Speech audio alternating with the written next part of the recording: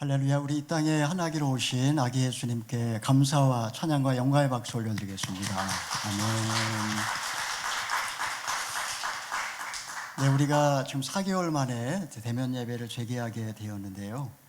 저희가 이렇게 기쁨으로 예배를 드릴 수 있는 것은 우리의 삶의 갈등이나 고통이 사라졌기 때문이 아니라 주님께서 우리 가운데 찾아오셨기 때문입니다.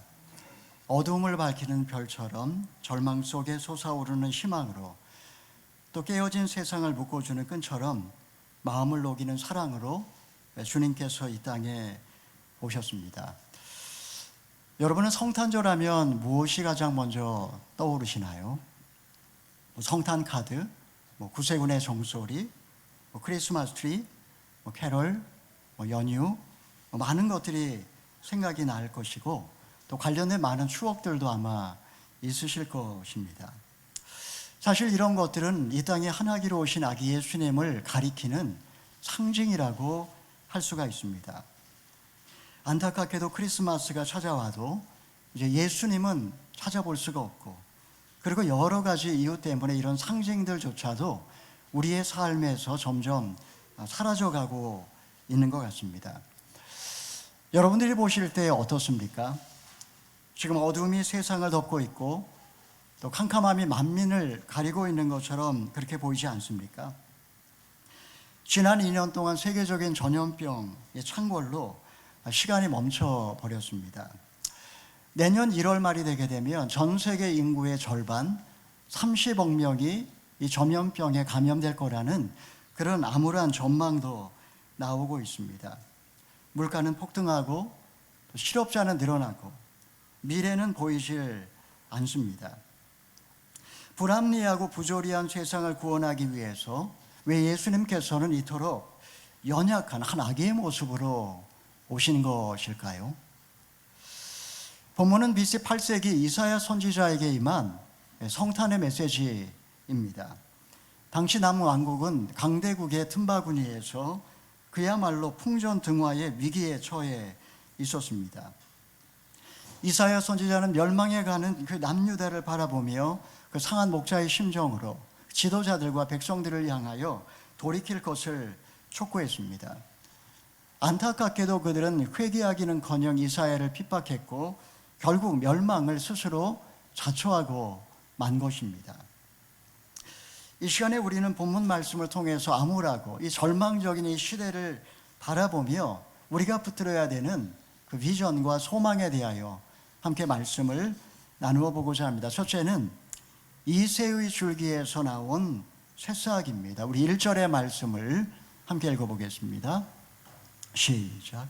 이새의 줄기에서 한 싹이 나오고 그의 뿌리에서 가지가 돋아나 열매를 맺을 것이다. 이새는 다윗의 아버지입니다. 그의 줄기에서 한 싹이 나올 거라고 했습니다. 그러니까 이새의 아들인 다윗을 말하는 것처럼 보이지만 미래형을 쓴 것을 볼 때 다윗이 아니라 다윗의 후손, 곧 장차 오실 그리스도를 의미합니다.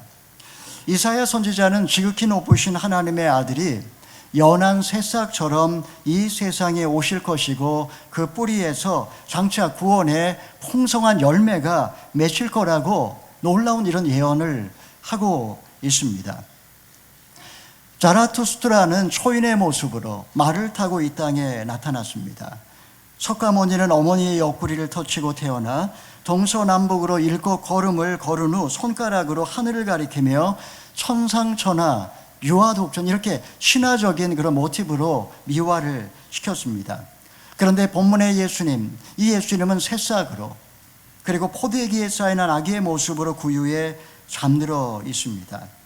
하나님이 세상을 구원하기 위해서 사용하신 이 방법이 얼마나 초라하고 보잘것 없습니까? 여러분, 여기에는 깊은 구원의 신비가 담겨 있습니다. 우리 창세기 49장 10절의 말씀을 읽어보겠습니다.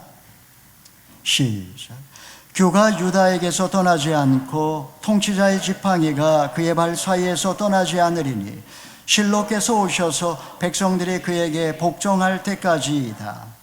본문에는 야곱이 12아들을 축복할 때 특별히 유다에 대한 예언의 말씀이라고 할 수가 있습니다.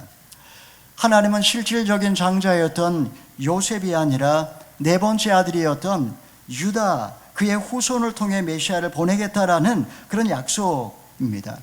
여러분, 유다가 어떤 사람인지 우리는 알고 있습니다. 유다는 동생 요셉을 은전 20전에 팔아넘긴 장본인이었습니다. 죄책감 때문에 집을 떠났고 불신 결혼을 했으며 결국에는 며느리를 통해서 아들을 낳은 엽기적인 인물이 바로 유다였습니다. 유다의 구대손인 이새는 어떤 사람입니까?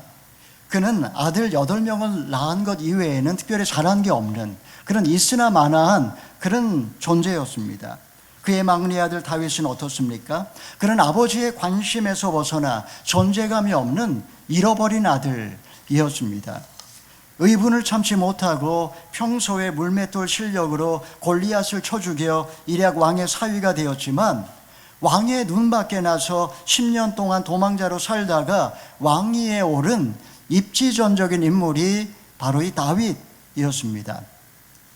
그는 왕국이 든든히 서자 정욕에 눈멀어서 충신의 아내를 겁탈하고 남편을 사지로 몰아 죽인 비열한 그런 인간이었습니다.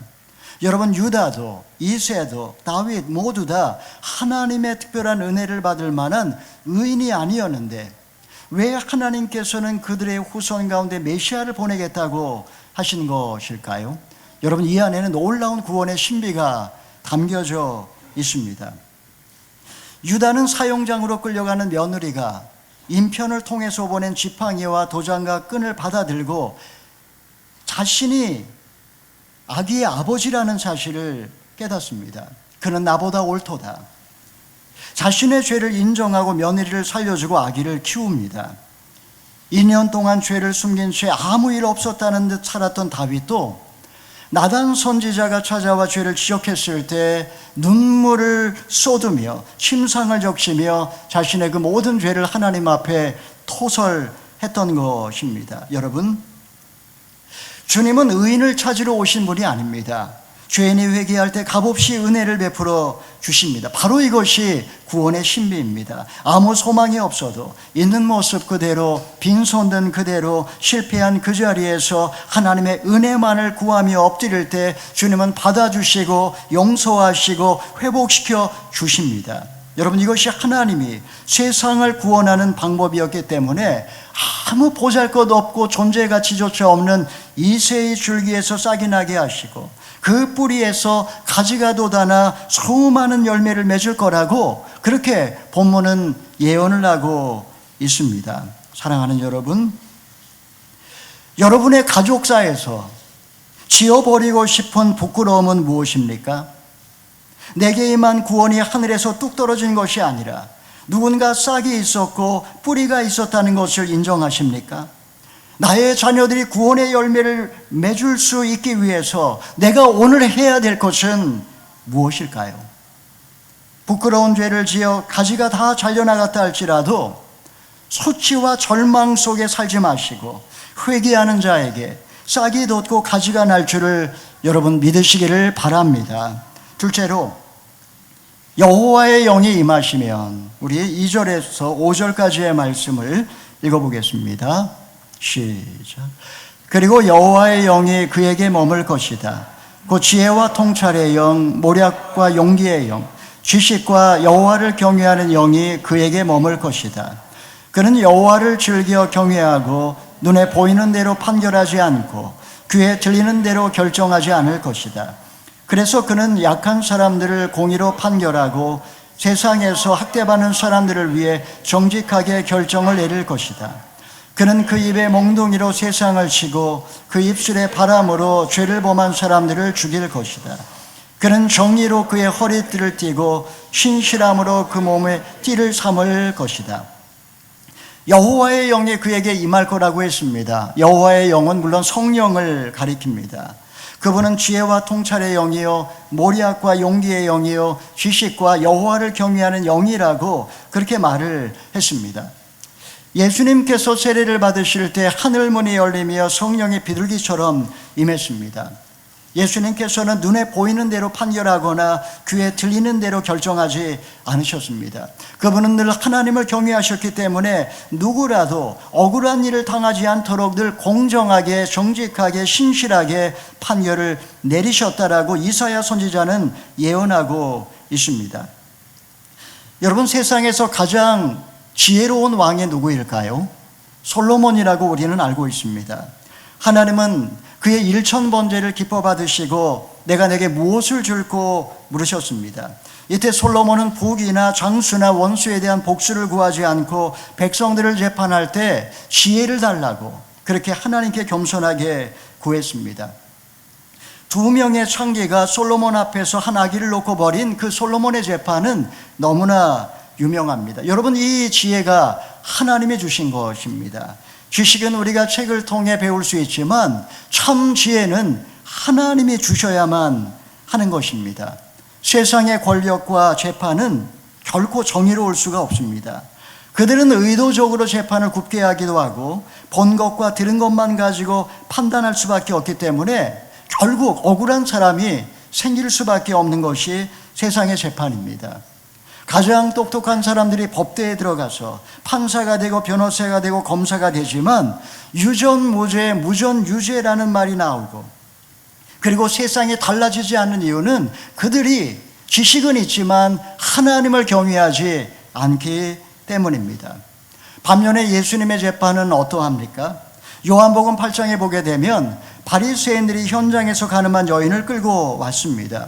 공의가 무엇인지 보여줄 기세로 그들은 예수님에게 다그쳤습니다. 이때 예수님이 너희 가운데 죄 없는 자가 먼저 돌로 치라 이렇게 말씀하셨습니다. 주님께서는 그녀에게 죄가 없다 이렇게 말씀하지 않으셨습니다. 무리들로 하여금 자신의 죄를 보게 한 겁니다. 그리고 나서 나도 너를 정죄하지 아니하노니 가서 다시는 죄를 범하지 말라 이렇게 말씀을 하십니다. 예수님의 재판은 모두를 감동시켰고 여인의 목숨을 살려낸 것입니다. 사랑하는 여러분, 눈에 보이는 대로 판단하고 귀에 들리는 대로 결정해서 누군가를 정죄하고 상처를 준 적은 없습니까? 지혜가 부족할 때 후히 주시고 꾸짖지 않으시는 그 성령의 도우심을 받기 위하여 엎드리십니까? 예수님도 가늠한 여인을 재판할 때 한참 땅에 굽부린 채 뭔가를 쓰시며 고민을 하셨는데 나는 너무도 성급하게 시시비비를 가리고 가르치려고 한 적은 없느냐 하는 것입니다. 선택의 순간마다 성령의 도우심을 구하며 지혜롭게 판단하시고 사람을 죽이는 결정이 아니라 사람을 살리는 결정을 하실 수 있기를 바랍니다. 셋째로, 여호와를 아는 지식이 충만하면, 우리 6절에서 9절까지 우리 마지막으로 읽어보겠습니다. 시작. 늑대가 어린 양과 함께 살고 표범이 새끼 염소와 함께 누우며 송아지와 어린 사자와 살찐 짐승이 함께 있는데 어린아이가 그들을 이끌고 다닐 것이다. 암소와 곰이 함께 풀을 뜯고 그 새끼들이 함께 뒹굴며 사자가 소처럼 쥐풀 먹을 것이다. 젖먹이가 독사의 구멍 곁에서 장난하고 어린아이가 뱀의 굴에 손을 넣을 것이다. 그들은 내 거룩한 산 모든 곳에서 해치거나 다치게 하지도 않을 것이다. 물이 바다를 덮고 있듯이 세상에 여호와를 아는 지식으로 가득하기 때문이다. 이사야 선지자는 장차 그리스도께서 다스리실 나라에 대해서 이리가 어린 양과 표범이 어린 염소와 송아지가 어린 사자와 독사가 어린 아이와 함께 노는 너무나 평화로운 유토피아를 그렇게 그림 그리듯이 설명하고 있습니다. 그날이 되면 사자와 같은 육식동물은 전부 다 초식동물로 변할 것입니다. 죄가 들어오기 이전에 에덴 동산의 모습과 너무나 비슷합니다. 그곳에는 더 이상 결핍도 없고 또 이 땅에서의 모든 죄가 제거되었기 때문에 욕심을 채우기 위하여 싸우고 물고 뜯고 잡아먹는 그런 일은 더 이상 없을 것이라고 했습니다. 보라, 내가 만물을 새롭게 하노라. 더 이상 죽음이 존재하지 않고 처음 계획된 대로 역사는 완성이 될 것입니다. 수정같이 맑은 생명수의 강이 흐르고 좌우에는 생명나무 12실과가 맺히고 택함받은 영혼들은 거룩한 성에 들어가게 될 것입니다. 이 모든 것에 대하여 지금 이사야는 한마디로 이야기합니다. 이 모든 것이 물이 바다를 덮음같이 여호와를 아는 지식이 온 땅에 충만하기 때문이라고 그렇게 이야기합니다. 공의가 완성이 되고 평화로운 나라가 도래하는 그 나라를 너무나 아름답게 묘사합니다. 여러분, 왜 세상에 전쟁과 폭력과 미움과 거짓이 끊이지 않을까요?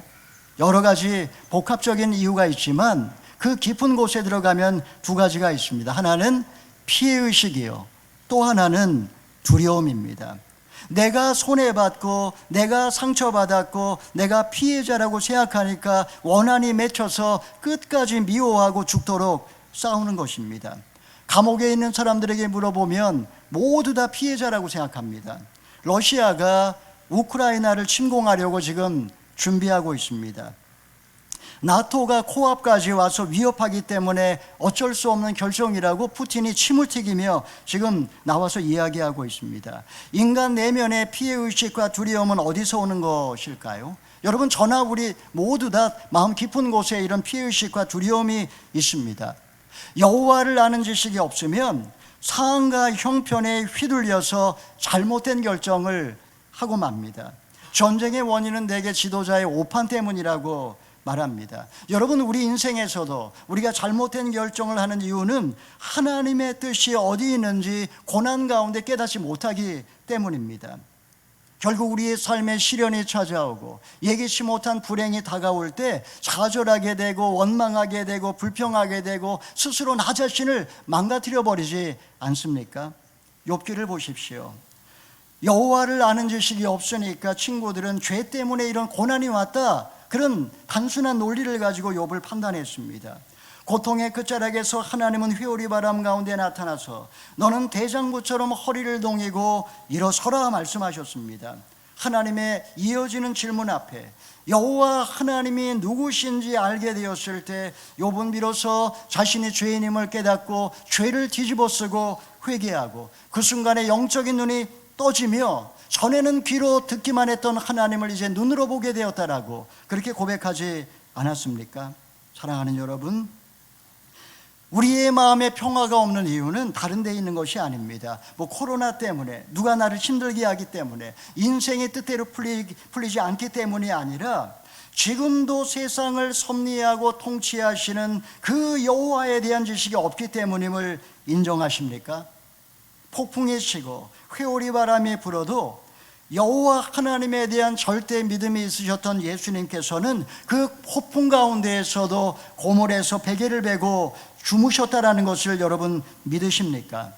여호와를 아는 지식이 있다면 내 영혼에 참 평화가 임하게 될 줄 여러분 믿으시기를 바랍니다. 말씀을 정리하겠습니다.